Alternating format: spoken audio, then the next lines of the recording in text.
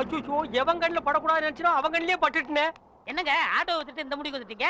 எந்த முடிவு? டயர்ல எடுத்து போறீங்க, தூக்க மாட்டே தானே? அடிங்க. நான் ஏன்டா தூக்க மாட்டேங்கன்னு? நான் கல்லடைக்கு போறேன்டா. உங்களுக்கு என்ன தலையெழுத்து? ஏய், நான் உன்ன மாதிரி ஒண்டி கேட்ட இல்ல. எனக்கு ஒரு தங்கச்சி இருக்கறா.